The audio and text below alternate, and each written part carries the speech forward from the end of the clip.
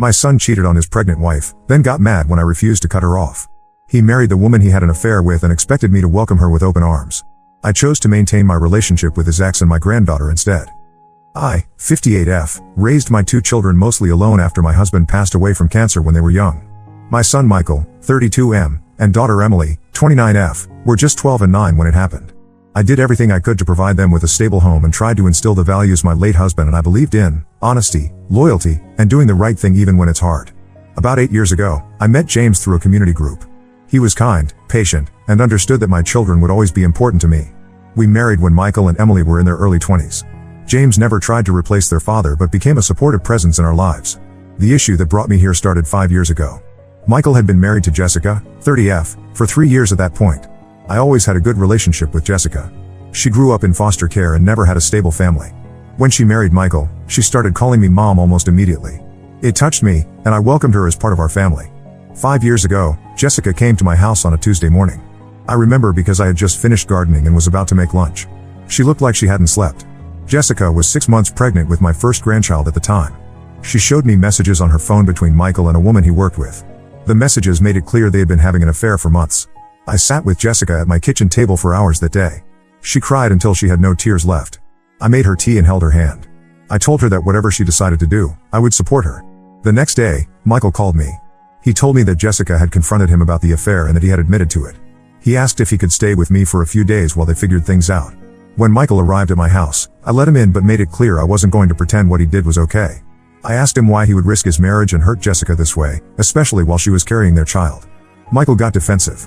He said that things with Jessica hadn't been good for a while, that she was always focused on the pregnancy and her nursing job, and that he felt neglected. I told Michael that I was deeply disappointed in him. His father had been faithful to me through 20 years of marriage, through good times and difficult ones. Michael raised his voice then. He said that I should be on his side because I was his mother, not Jessica's. I told him that being his mother didn't mean I would support him when he was clearly in the wrong. Emily came over later that evening.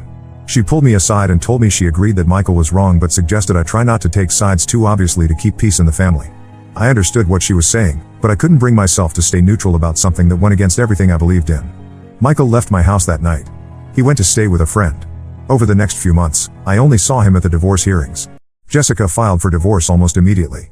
I left messages for Michael several times, saying I was ready to talk whenever he was, but he never responded. Jessica continued to visit me regularly. She would bring flowers from the market or cookies she baked. She still called me mom and kept me updated on the pregnancy. After baby Lily was born, Jessica brought her to visit at least once a week.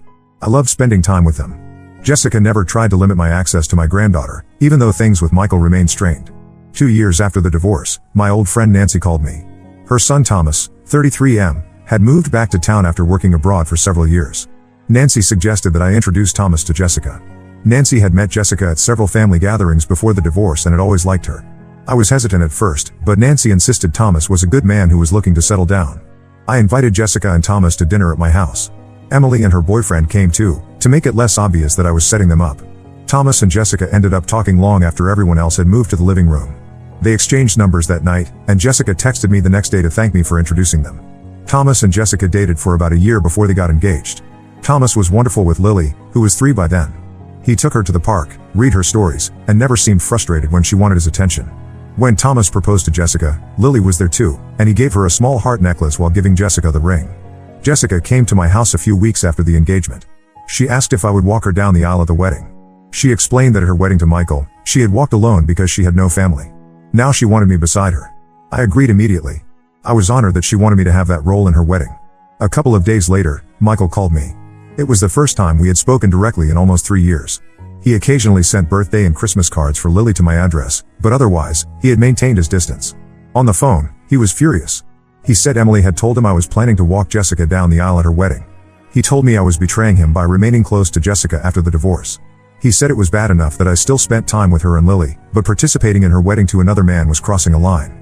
I remained calm during the call and explained that Jessica had been part of my life for years now, and that wasn't going to change just because they were no longer married. I reminded him that his own actions had led to the divorce, and that he couldn't expect me to cut Jessica and Lily out of my life. Michael told me that if I went to the wedding, he would never speak to me again. Then he hung up. I talked to James about the situation that night. He said he understood why I wanted to support Jessica, but he also suggested that perhaps Michael had a point about me walking her down the aisle being too much. Emily had a similar reaction when I told her. She thought I should maintain my relationship with Jessica and Lily but wondered if being in the wedding was taking it too far.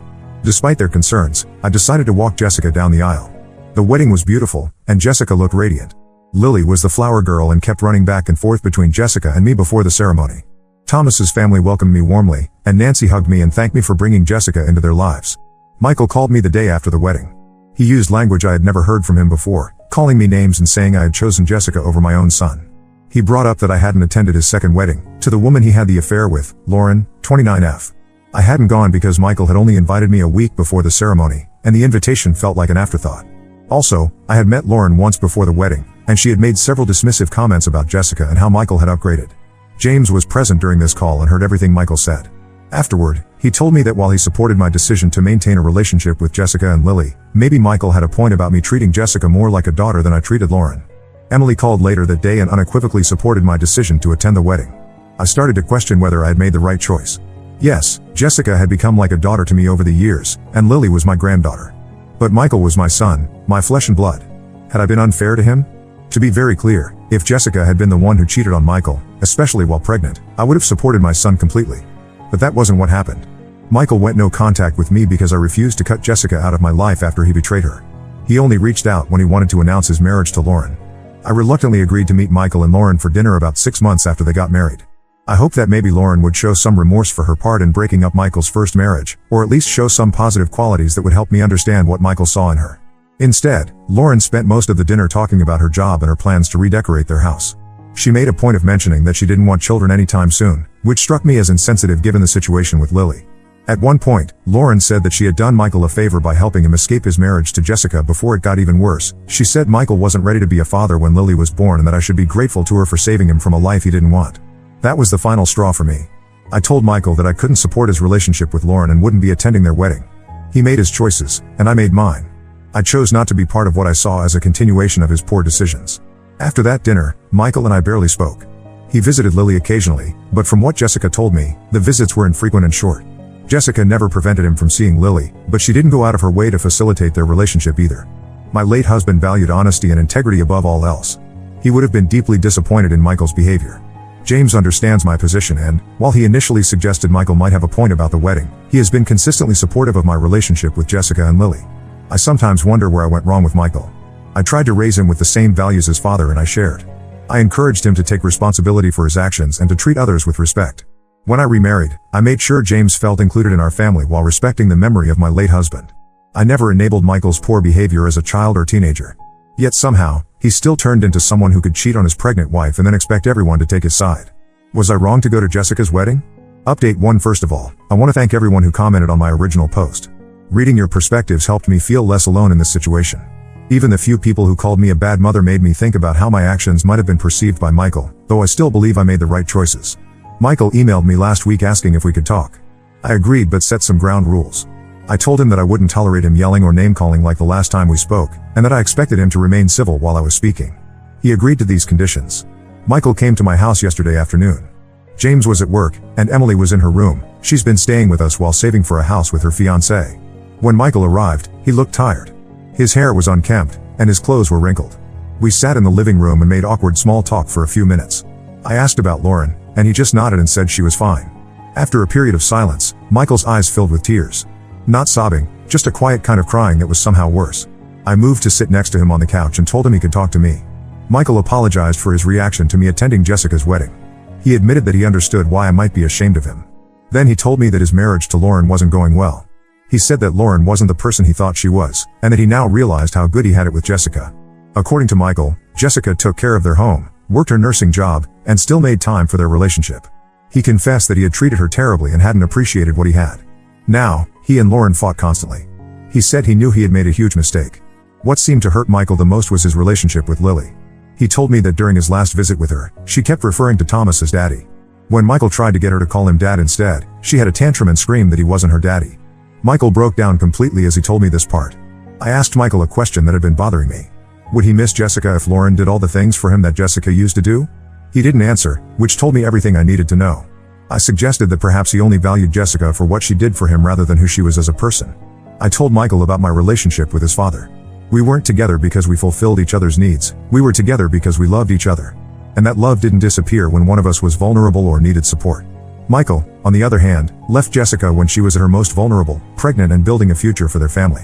My words hit Michael hard. He sobbed openly then. He tried to put some of the blame on Lauren, saying she had manipulated him. That's when I lost my temper. I told Michael to stop blaming others for his mistakes. It was his decision to cheat, his decision to leave Jessica, and his decision to be an absent father to Lily. He couldn't escape responsibility and then wonder why nobody took his side. I pointed out that he hadn't learned anything if he was still calling Lauren names, just as he had once claimed she was better than Jessica. I reminded him that he had choices all along. He could have resisted when Lauren pursued him. He could have addressed any issues in his marriage to Jessica directly. Instead, he created a fantasy where Jessica didn't care about him because she was focused on her education and the baby. I told Michael that his actions didn't just disappoint me, they would have deeply disappointed his father too. And I warned him that he would continue to suffer unless he took full responsibility for what he had done. Michael told me he knew I was disappointed in him and wanted to make things right. He said he felt trapped in his marriage to Lauren and believed it was karma punishing him for how he had treated Jessica and Lily. I laid out what I thought he needed to do to become a better man. First, he needed to apologize to Jessica and work on building a cordial relationship with her for Lily's sake. I warned him that Lily already saw Thomas as her father, so he shouldn't expect her to start calling him dad anytime soon, but he needed to try to be present in her life. I also suggested he apologize to Emily, who had been caught in the middle of our family conflict. As for his marriage to Lauren, I advised him to either get counseling or consider divorce if he was truly miserable. I promised to support whatever decision he made, though I made it clear that my support didn't extend to Lauren unless she apologized to Jessica for her role in breaking up their marriage. Finally, I told Michael that despite my disappointment, I still loved him. I would always try to guide him toward what was right. He would always be my son, but this was his opportunity to become a better man.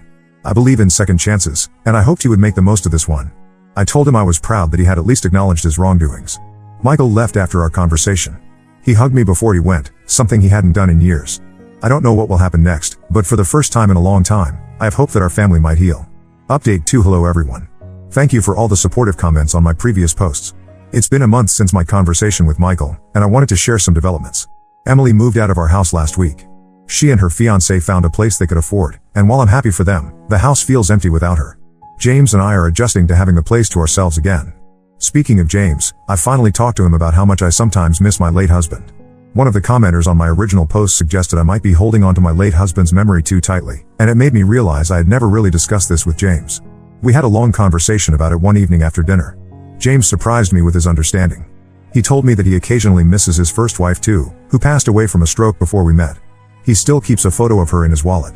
I never minded this, just as he never minded the photos of my late husband that I keep around the house. James said that the pain of losing a spouse is something only those who have experienced it can truly understand, and he doesn't feel betrayed when I mention my late husband.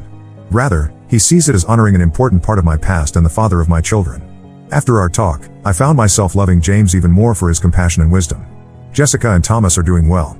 Jessica called me yesterday with news. They're expecting a baby. She's about 3 months along and glowing with happiness. Thomas has been reading every parenting book he can find, and Lily is excited about becoming a big sister. Jessica asked if I would be the godmother to their baby. I was overwhelmed by the request and haven't given her an answer yet. I'm honored that she wants me to have this role in their child's life, but I'm still thinking about what it would mean, especially in relation to my complicated family dynamics. As for Michael, he's made some significant changes. He told me 2 weeks ago that he and Lauren have separated. He didn't go into details, but he mentioned they had fundamental differences they couldn't resolve. Michael has started seeing a therapist, which I fully support. He's never been one to talk about his feelings, so this is a major step for him. His relationship with Lily remains challenging. Last weekend, I invited both Michael and Lily to my house. I acted as a buffer between them, which seemed to help. We played board games in the living room, and while Lily was still reserved around Michael, she didn't run away or throw a tantrum when he tried to talk to her. Small steps, but progress nonetheless. Michael told me he spoke with Jessica about modifying the custody arrangement so he could spend more time with Lily. Jessica refused, saying she couldn't trust him based on his pattern of unreliability over the past few years. This was hard for Michael to hear, but I reminded him that trust takes time to rebuild, and he shouldn't give up on being a father to Lily. He needs to prove through consistent actions that he's committed to being present in her life.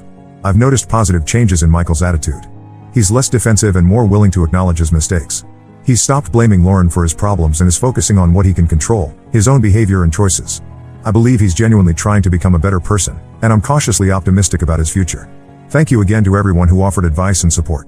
Your comments helped me navigate this difficult family situation with more clarity and confidence. Update 3. It's been 3 months since my last update, and a lot has changed in our family. I wanted to share these developments with the community that has been so supportive throughout this journey. Michael finalized his divorce from Lauren last month. The process was surprisingly amicable, from what he told me. They had no children and few shared assets, which simplified matters. Michael has moved into a small apartment closer to where Jessica and Thomas live, which makes it easier for him to visit Lily. Speaking of Lily, there's been significant improvement in her relationship with Michael. They've established a routine where he takes her to the park every Saturday morning. Last week, he attended her kindergarten play, where she played a tree. It wasn't a speaking role, but Michael brought her flowers afterward and told me how proud he was.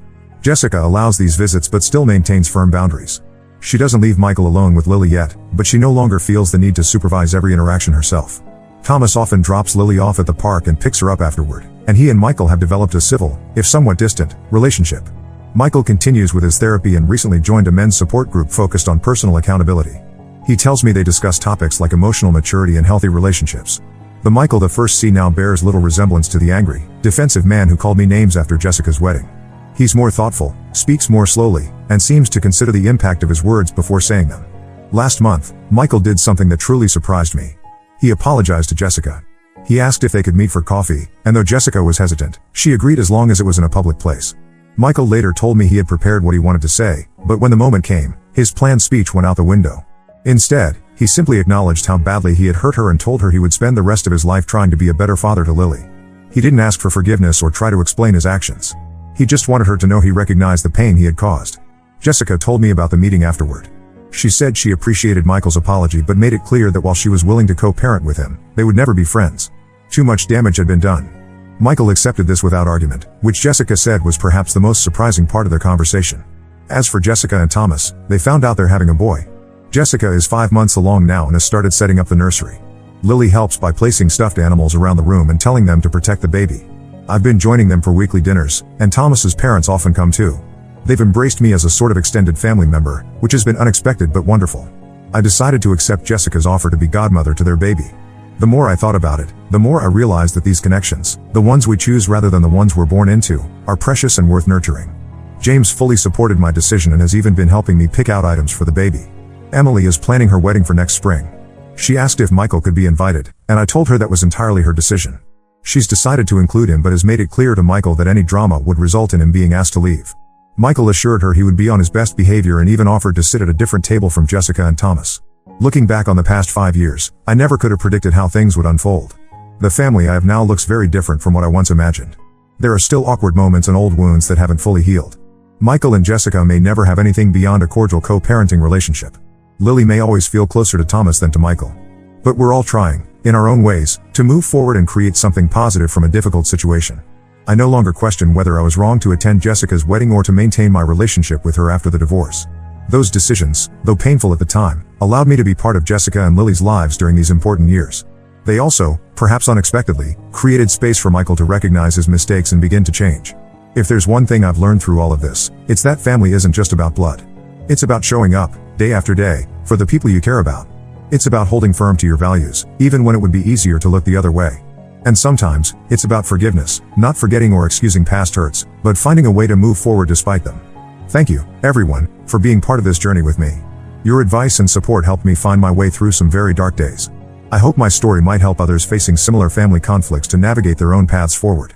Now let's move to the next story. Story 2. My husband's sister moved in after a messy breakup and it nearly ended my marriage. Now she's back with her ex, and you won't believe what happens next. I never thought I'd be posting here, but I could use some outside perspective. This is going to be a long one, so buckle up. My husband Mark, 32M, and I, 30F, have been married for 5 years, together for 8. We met in college. I was a junior studying education, and he was a senior in computer science. It was one of those whirlwind romances where everything just clicked. We moved in together after I graduated, got married a year later, and started our family soon after. We have 2 beautiful children, Lily, 4F, and Ethan, 2M. I left my job as a kindergarten teacher when Lily was born to be a stay-at-home mom, while Mark works as a software engineer at a tech startup. It's been challenging at times, especially financially, but we've always made it work. Mark comes from a close-knit family. He has a younger sister, Amy, 28F, who he's always been protective of. I knew this going into our marriage, but I never realized how much it would impact our lives. Amy had been with her boyfriend Tom, 29M, since college. They seemed like the perfect couple, always finishing each other's sentences, planning elaborate surprises for each other, the works. They got engaged last year, and we were all thrilled. Amy asked me to be her maid of honor, and we spent months planning her dream wedding. Then, about 6 months ago, everything fell apart. Amy discovered that Tom had been cheating on her with multiple women for the last 2 years of their relationship. It came out in the worst way possible. She found messages on his phone while he was in the shower. She confronted him, and he didn't even try to deny it. He just packed a bag and left. Amy was devastated. She couldn't bear to stay in the apartment she shared with Tom, surrounded by memories and half-finished wedding plans. That's when Mark, being the protective older brother, immediately offered our guest room to Amy. And here's where the problems began. He did this without discussing it with me first. I was initially sympathetic to Amy's situation. I mean, who wouldn't be? Finding out your fiancé of 7 years had been unfaithful must be heart-wrenching. I agreed to let her stay with us for a while, thinking it would be temporary. A month, maybe 2 at most. But as weeks turned into months, I started feeling increasingly frustrated. Amy seemed to have no plans to move out or find her own place. She works from home as a graphic designer, so she was always around the house. At first, I appreciated the extra help with the kids. Amy would play with Lily while I put Ethan down for a nap, or she'd watch them for an hour so I could go grocery shopping alone, a rare luxury for a mom of 2 young kids. However, I soon realized that Amy's presence was causing more problems than it solved. She had a habit of leaving her belongings all over the house. I'd find her dirty coffee mugs in the sink, her laundry draped over the living room couch, and her work materials spread out on the dining table. I found myself constantly cleaning up after her, on top of taking care of my own children and household chores. Moreover, Amy's emotional state was affecting our family dynamics. She would often burst into tears during dinner, recounting her relationship with Tom and how he betrayed her. While I understood her pain, it was becoming increasingly difficult to shield my children from her emotional outbursts. Lily started asking why Aunt Amy was always sad, and I didn't know how to explain the complexities of adult relationships to a 4-year-old. I tried talking to Mark about the situation several times, but he always brushed off my concerns. He would say things like, "Amy's going through a tough time, we need to support her," or "It's just for a little while longer, she'll move out soon." But as the months went by, there was no sign of Amy making any effort to find her own place. The breaking point came during Lily's 4th birthday party. We had planned a small celebration with just family and a few close friends. Amy offered to bake the birthday cake, which I thought was a nice gesture. I had my hands full organizing everything else, so I gladly accepted her offer. However, on the morning of the party, I came downstairs to find Amy sobbing in the kitchen, surrounded by a mess of flour, eggs, and burnt cake layers. She had attempted to make the cake but got distracted by a social media post of Tom with his new girlfriend. The sight of them together, smiling and carefree, had sent her into an emotional tailspin. I had to rush to the bakery to get a last-minute cake while also trying to comfort Lily, who was upset that her aunt was crying on her birthday. Mark spent most of the party consoling Amy in the guest room, leaving me to host our guests and entertain the children alone. It was exhausting and frustrating, and I couldn't help but feel resentful. That evening, after the guests had left and the kids were in bed, I confronted Mark about the situation. I told him that while I sympathized with Amy, her presence was negatively impacting our family life. I suggested that we help Amy find her own apartment and perhaps contribute to her first month's rent to get her started. To my shock, Mark became defensive and accused me of being selfish and unsupportive.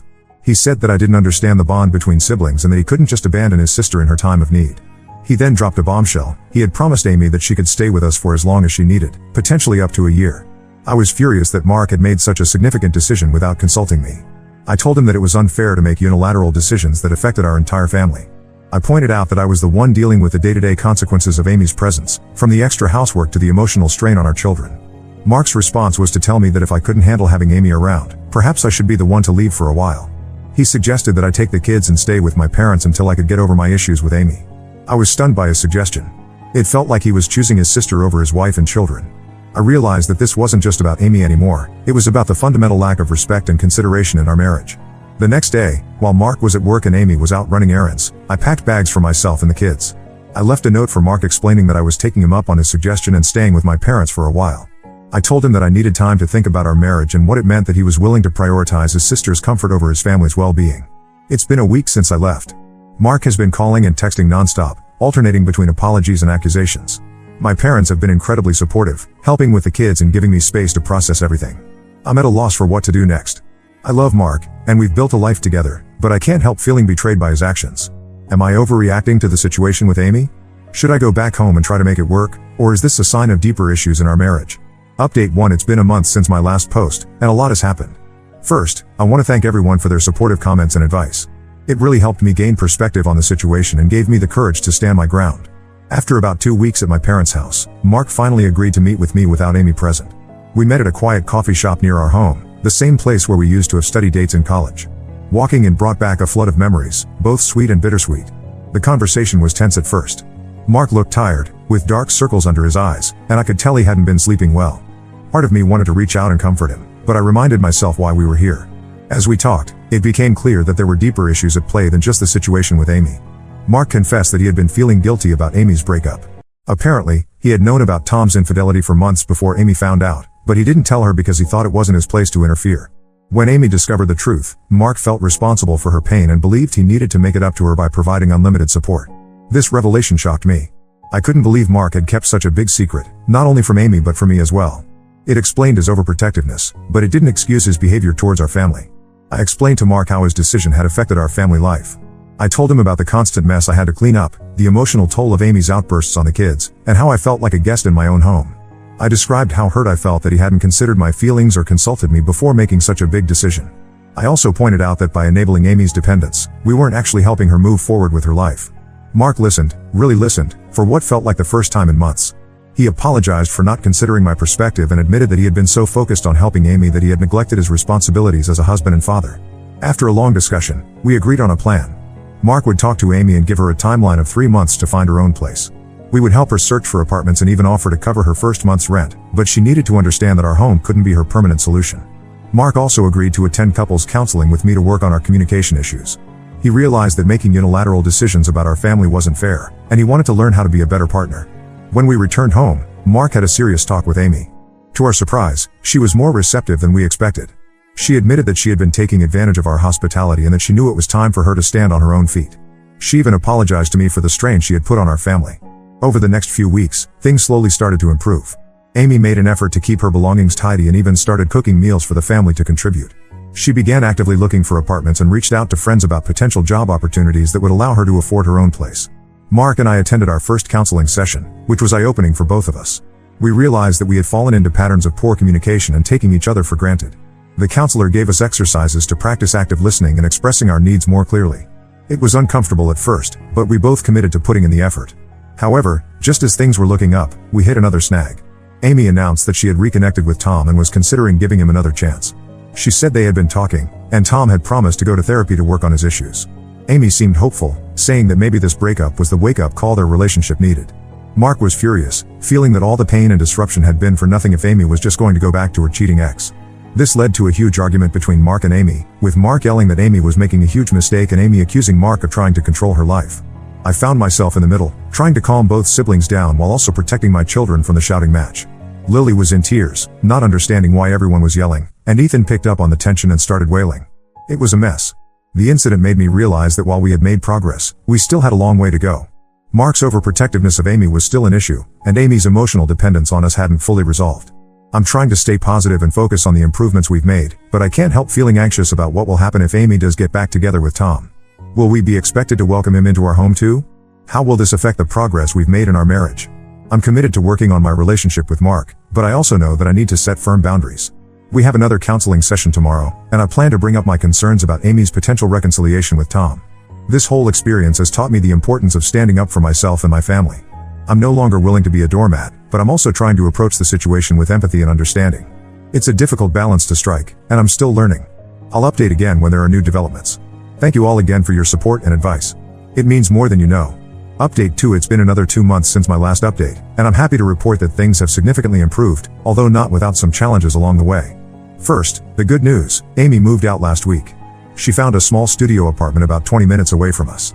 It's not fancy, but it's all her own, and she seems excited about having her own space again. Mark and I helped her move and got her settled in. It was a bittersweet moment. We were glad to have our home back to ourselves, but we also realized how much we'd grown accustomed to having her around. The process of Amy moving out wasn't entirely smooth. There were a few setbacks along the way. About a month ago, she lost her freelance graphic design job due to budget cuts at the company she was working for. This led to a panic where she thought she wouldn't be able to afford to move out. Mark was ready to extend her stay, but I stood firm on our agreed timeline. Instead, we helped Amy update her portfolio and connected her with some of our friends who needed design work. Thankfully, she managed to secure a new job at a local marketing firm, which allowed her to stick to the moving out plan. As for Amy and Tom, that situation resolved itself in an unexpected way. Amy did meet up with Tom to talk things over, but instead of reconciling, she got the closure she needed. She realized that she deserved better than someone who had betrayed her trust so thoroughly. It was a proud moment for all of us when she stood her ground and told Tom that she was moving on with her life. Mark and I have continued our couples counseling, and it's been incredibly helpful. We've learned to communicate better and to consider each other's perspectives before making decisions. Mark has made a conscious effort to consult me on family matters, and I've been working on expressing my needs more clearly instead of bottling things up until I reach a breaking point. One particularly breakthrough moment came when our counselor had us do a role reversal exercise. Mark had to put himself in my shoes and imagine how he would feel if my brother had moved in without warning and disrupted our family life. It was like a light bulb went off for him, and he finally understood why I had been so frustrated. However, we did face a new challenge recently. Mark's parents found out about the whole situation with Amy moving out, and they were not happy. They called us and berated Mark for abandoning his sister. They even suggested that I had manipulated Mark into kicking Amy out. It was a tense phone call, and I could see Mark struggling between standing up for our decision and not wanting to disappoint his parents. In the end, Mark surprised me. He calmly explained to his parents that the decision for Amy to move out was mutual and that it was in everyone's best interest. He told them that while we love Amy, we needed to prioritize our nuclear family and that Amy needed to learn to stand on her own feet. His parents weren't thrilled, but they seemed to accept his explanation. This incident showed me how much Mark has grown over the past few months. The old Mark might have caved to his parents' pressure, but this time he stood firm in our united decision. As for me, I've started thinking about my own future now that I'm not constantly managing Amy's presence in our home. I'm considering taking some online courses to update my skills, with the idea of possibly returning to work part-time once Ethan starts preschool next year. Mark has been supportive of this idea, even offering to adjust his work schedule to help with childcare if needed. While things aren't perfect, I feel like we're on the right track. Our home feels peaceful again, and there's a renewed sense of partnership in our marriage. We're both committed to continuing our counseling and working on our relationship. I'm cautiously optimistic about the future. This experience, as difficult as it was, has ultimately made our family stronger. We've learned valuable lessons about boundaries, communication, and the importance of prioritizing our marriage and children. Thank you all for your support throughout this journey. Your advice and encouragement have been invaluable. Update 3. It's been 6 months since my last update, and I'm happy to report that life has settled into a new, positive rhythm for our family. Amy has been thriving in her independence. She's excelling at her new job and has even started dating someone new, a kind, responsible guy she met through a work project. She comes over for dinner once a week, and it's nice to have a relationship with her that's not clouded by resentment or obligation. Mark and I have continued our counseling, though we've reduced it to monthly check-ins now. We've developed much healthier communication patterns and have become better at supporting each other. Mark has been much more considerate about consulting me on decisions that affect our family, and I've gotten better at expressing my needs before they become overwhelming. As for me, I started taking online courses in digital marketing 3 months ago. It's been challenging to balance studying with taking care of the kids, but Mark has been incredibly supportive. He's taken on more household responsibilities and often takes the kids out on weekends so I can have uninterrupted study time. It feels good to be working towards something for myself again, and I'm excited about the possibilities it might open up for our family's future. We had a bit of a hiccup last month when Mark's company announced potential layoffs. For a week, we were stressed about the possibility of losing his income. It made me realize how vulnerable we were with only one income, which reinforced my decision to work towards re-entering the workforce. We spent sleepless nights discussing contingency plans and updating our resumes, just in case.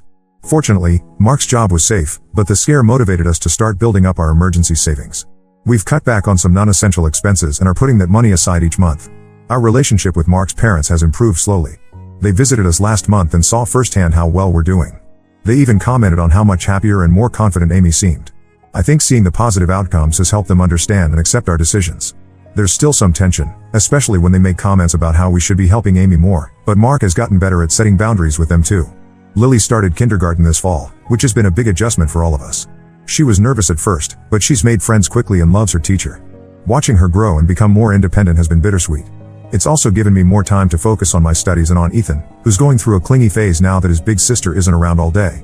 Looking back, I'm grateful for the challenges we faced. They forced us to confront issues in our marriage and family dynamics that we might have otherwise ignored. While it was a difficult journey, it's led us to a much healthier and happier place. Mark and I have rediscovered the connection that brought us together in the first place, and we're more committed than ever to supporting each other's growth. I've learned so much about setting boundaries, standing up for myself, and the importance of open communication in a marriage. I'm proud of how far we've come and excited about our future together. There are still challenges ahead, of course. Raising kids, balancing careers, and navigating family relationships is never easy, but I feel like we now have the tools to face them together. Thank you all for your support throughout this journey. Your advice and encouragement truly made a difference. To anyone going through similar struggles, hang in there. It's not easy, but with hard work and open communication, it is possible to come out stronger on the other side.